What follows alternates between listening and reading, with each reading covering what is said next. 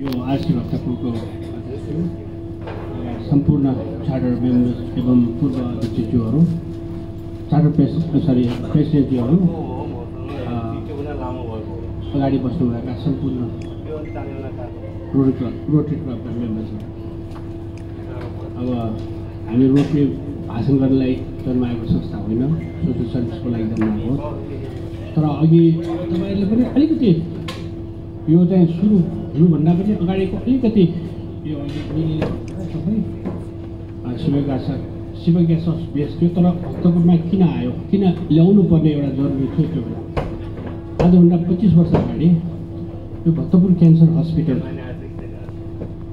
एउटा प्रोजेक्ट आएको थियो। त्यो रोटरी क्लब 5वटा चाहिँ क्लबहरू, मलाई नाम भन्यो कि उनीहरूले चाहिँ त्यो के भन्छ जोइन्ट प्रोजेक्टमा पाटन हो उहाँहरूले चाहिँ भक्तपुरमा बनाउने, अनि त्यसको लागि चाहिँ कोबाल मेसिन झन्डै त्यो बेला 5-7 करोडको कोबाल मेसिन चाहिँ इङ्ल्यान्डको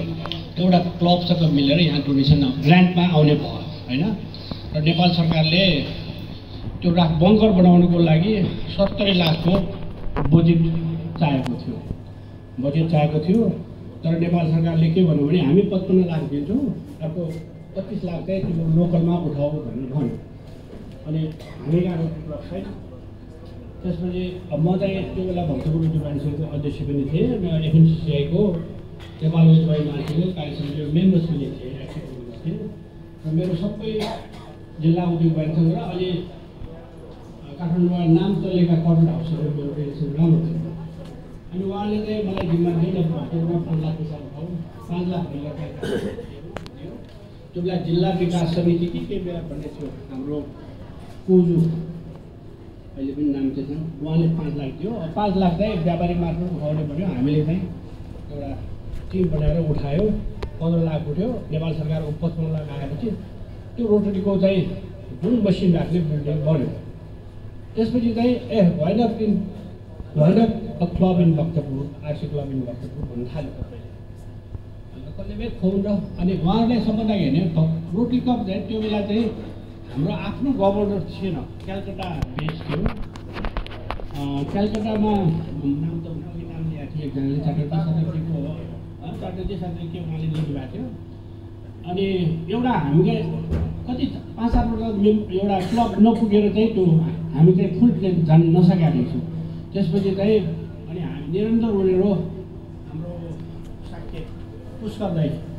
गर्दै सधैँ आउने कृष्ण गर्नु पऱ्यो भनेर हामी सबै आएर त्यहाँ सुरेशका अब किन हामी बिहान बसेपछि त्यही बेलुका बसेपछि त्यही हो ठाउँ,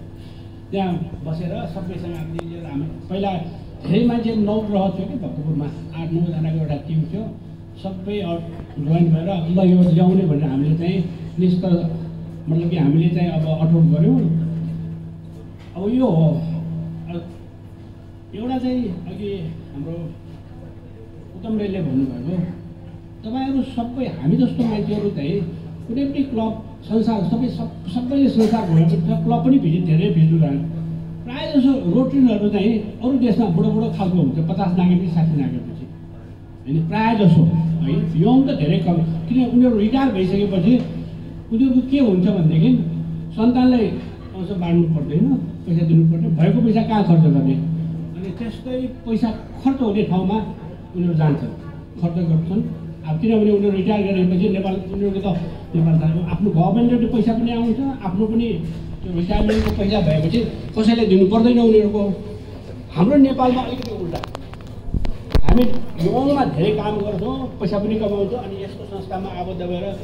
त्यो बेला सक्षम पनि जब 60 क्रस हुन्छ 58 कि 60मा हामी रिटायर हुन्छौँ, त्यस बेला चाहिँ सबैले पैसाको चाहिँ अब बाहिर भन्नु नभन्नु आफ्नो ठाउँमा हो। आफ्नो बिजनेस भएको मान्छेलाई चाहिँ सजिलो छ, तर सरकारी नोकरी भएको मान्छेलाई चाहिँ यही रफ्तारमा जुन रफ्तारमा हामी 40-45 वर्षमा हामी खर्च गर्छौँ त्यो गाह्रो हुन्छ। अब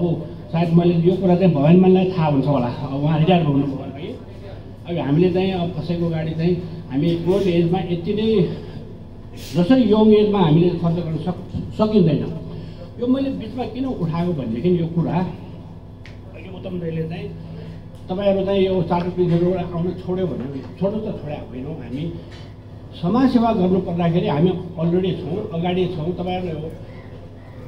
हामी एज भइसकेपछि धेरै ठाउँमा एक्टिभिटिज कस्तो हुन्छ भने धेरै ठाउँमा इन्भल्भमेन्ट हुन्छ अब यङ नयाँ आएकोले चाहिँ अनि सधैँ चाहिँ अहिले राजनीतिमा चाहिँ तिनजना नेताहरूले चाहिँ देश खाए जस्तै यहाँ पनि 4-5जना मिलेर यो रोटी नै खायो भन्ला भनेर अनि सबैको आफ्नो आफ्नो टाइममा काम गर्नलाई चाहिँ हामीले त्यो छोड दिएको गर्नुहोस् तपाईँहरूले गएर खानुहोस् होइन एउटा त्यो पनि लजिक छ होइन तर त्यो भन्दा भने मैले अघिको फेरि म कुरा यो कोबल्ट मेसिन आयो हामीलाई एउटा रोटी क्लब एउटा चाहियो काठमाडौँमा थियो भक्तपुरमा छँदै थिएन अनि जन्माउने भयो जन्म्यो मैले माले चाहिँ उयो उड कार्भिङ त्यो बेला त्यो उड कार्भिङको एउटा ठाउँ पनि मसँगै थियो मेरै एउटा उद्योगबाट बनाएको थियो है यो हामी खुसी भयौँ सुरुमा यो क्यान्सर हस्पिटल भर्खर जन्मेकोले 29 लाख पैसा वाकाथन गरेर जन्माएको थियो हामीले कलेक्ट गरेर दिन पनि दियौँ त्यहाँ 8-9 वर्षसम्म चाहिँ त्यहाँको पेसेन्टलाई चाहिँ फ्री सर्भिस फ्री दियो त्यो देश भक्तपुर उद्योग मान्छे भक्तपुर चाहिँ रोटी क्लब पनि भयो अनि उद्योग मान्छेमा त्यो बेला चाहिँ इन्भल्भ थियो र काठमाडौँको 4वटा चाहिँ रोटी क्लब पनि भएकोले चाहिँ अब त्यो बेला अब त्यस्तै पऱ्यो म पनि अलिकति अब मेरो आफ्नो बिजनेस यताउता एफएनसिसीमा भाइस प्रेसिडेन्ट हुनुपर्ने बढी म नेपाल बाहिर अनि नेपाल जिल्ला सबै मेरो अन्तर्गतमा त्यस बेला चाहिँ यो अलिकति त्यहाँबाट ब्याक हुनुपर्ने एउटा र यही हो कुनै पनि संस्था खोलिन्छ नयाँ यङहरू आउँछ उहाँले ह्यान्डओभर गरेर लिनुहुन्छ उहाँले आफ्नो औकातले भ्याएको काम गर्नुहुन्छ त्यस्तै मुभमेन्ट हुने हो तर हामीलाई यति खुसी लाग्यो चार्टर मेम्बर सबैलाई चाहिँ यो संस्था यो rotary club RC club of Bhaktapur अब नेपालको वान अफ द स्ट्रङ्गेस्ट मात्र नभइकन एउटा यहाँबाट जन्माएका प्रेसिडेन्टहरू हो हामी गभर्नर हुन सकेका छैनौँ एसिस्टेन्ट गभर्नर हुनेवाला छ एउटा भइसकेका छ अब सायद अब त होइन अब आउँछ धेरै अब गभर्नर पनि डेफिनेटली हुन्छ त्यसको लागि शुभकामना है हुनैपर्छ अब यो हामी अघि चाहिँ उता बुढेसकालमा धेरै यो भाषण गर्नु पनि स्वास्थ्यको लागि राम्रो छैन होइन अब म यति भन्दै यो क्लब जन्मियो त्यो बेलाको एउटा परिस्थिति थियो हुर्कियो किशोर सर पनि आउनुभयो होइन हुर्कियो किशोर सरले पनि लिड गऱ्यो यत्रो भएछ मैले यसो लिस्ट हेरेर त 22जना अध्यक्ष म 2 वर्ष खाने त म एउटा हो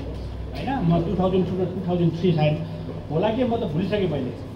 त्यसपछि सबैले अहिले 22जना भइसकेको रहेछ र मैले चाहिँ रेगुलरली मिटिङ गर्नु छोड्या भनेर चाहिँ एउटा चाहिँ उत्तम चाहिँ छोड्या होइन मनले चाहिँ आरसी क्लब भक्तपुर छ चार्टर प्रेसिडेन्ट हो नि त अब कहिलेकाहीँ तपाईँहरूले बोलाउनुमा च्यान्डा होला कसै केही परेको भेले के चाहिँ पऱ्यो भने मैले सबैलाई